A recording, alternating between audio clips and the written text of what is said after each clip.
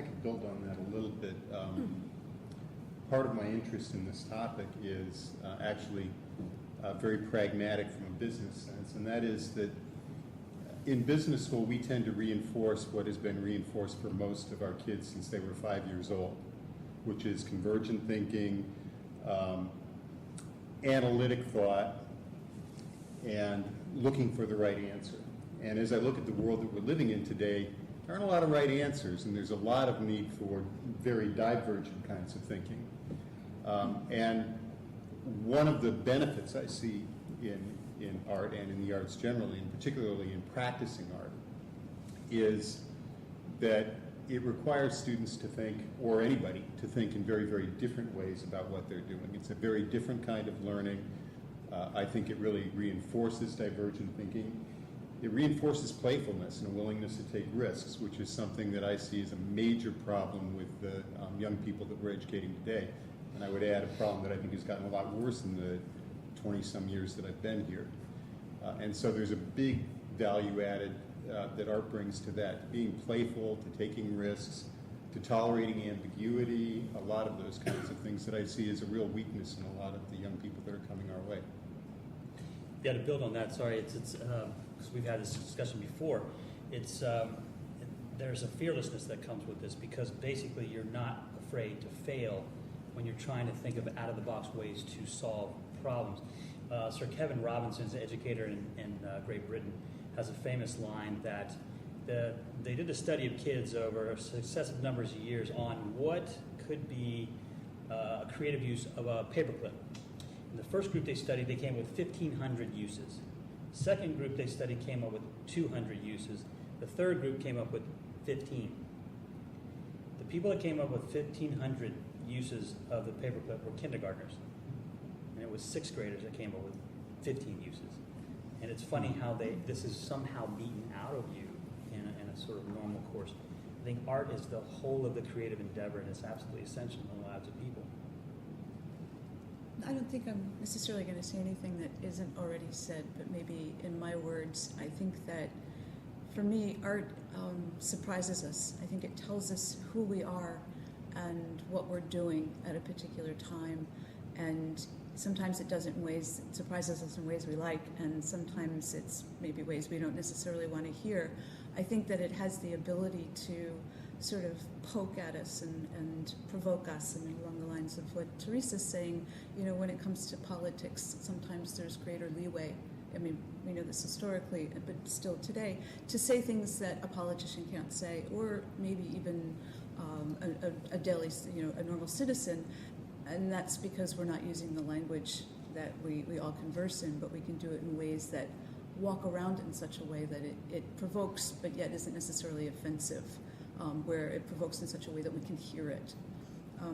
For me, making art, I'm a studio artist, is just simply the way that I make the world make sense to me. So it's the way that I answer the questions about what it means to be here physically in the world right now. The thing that I would add as someone who works on film studies, and I think it sounds like I've got fellow travelers here in terms of thinking about culture as much as art, and thinking through cultural studies lenses of what art is. And I talk a lot about film, and my research approaches to film are try to conceive of it not just as texts and not just things that you look at, but as cinema as social practice. And so I think that an important communication component of art that I think is important. That it's not just individual text, it's not just individual agency, but the communication component of it, I think, is really an important part of trying to define what art is and what it does. And the other thing I would say for film studies, I find, is that I get into a lot of conversations with my students about that I feel like I'm trying to trouble what feel like pretty fixed, too comfortable notions of what art is. And I talk a lot about capital A art. And that because, and working with film studies really lends itself to that, I think, because it's a popular art. And I think that it's sort of, we're required to move outside of more traditional or sort of 20th century modernist definitions of what art is that I think are still really dominant. And so that art can come from lots of different places and can bridge and connect perspectives across nations, across classes, across languages. And so I have sort of I think film lends itself to a broadening definition of what art is and what it can be and what it should be. In the definition that we've been talking about, one of the things that's come out is the value of art to society, which was the next question. So, do you want to elaborate a little more on that? Then?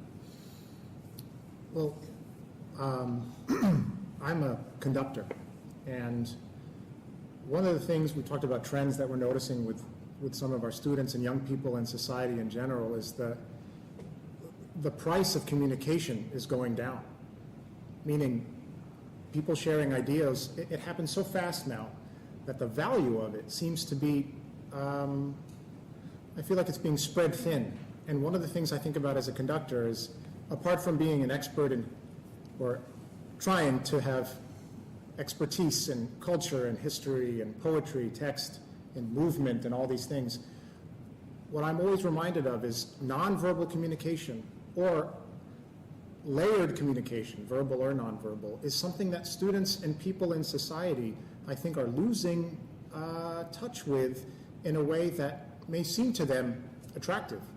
It may be attractive to quickly be able to disseminate information to many people, and it's useful. But sometimes, to me, what I'm reminded that there's a sort of painful and revelatory process when you make art. And in the rehearsal, when I'm conducting students, sometimes I'm reminded that when we communicate without our traditional fast-paced, immediate, get now, pay later sort of system of communication that we have now, I feel like there is some really remarkable growth and knowledge production that happens. And it's very different than what we're used to day day now with social media and texting and immediacy. I think that it unifies us in a way that Facebook and all the social media sort of pretends to, but doesn't actually achieve. Really, so I don't think it achieves. And that I'm thinking about when I was living in San Francisco, and the day after 9/11, I went to the Geary Theater, which is a 1,000-seat theater in San Francisco, and it was a full house. And it was a full house because I think we all needed to come together, and we all needed to sort of figure out how we're going to get through this thing. I mean, people were still trying to process the information. Not only did we all, 1,000 of us, go to the theater, we went to see Harold Pinter, 2 short pieces by Harold Pinter, which is not easy stuff. I mean, it's not fluff, it's not entertainment. But I think what it points to is the way that the arts poke and prod us, like I said, and challenge us, but also bring us together. And it's a chance for us to unite. And I think what I'm hearing people say is that music does it, art does it. I mean, all of the arts do it, film does it. We don't have to speak the same language, but just as human beings, we all have this shared experience. And the arts allow us to converse across countries, across political lines, across language barriers. And I think that that's pretty profound. I can't think of any other instance or other ways that we are able to communicate as many different and varied experiences as we do through any other medium. I would really like to follow Elizabeth's sort of theoretical statement with an example. There's a very famous poetry festival that takes place in Medellin, Colombia every summer. And it's been going on for well over 20 years. And it started when Medellin was a really dangerous place. And some poets said, let's not be afraid and let's go have a poetry festival outside. And they did. And now it's the biggest poetry festival in the world. And it takes place all over the city, like in public parks and amphitheaters and libraries and businesses.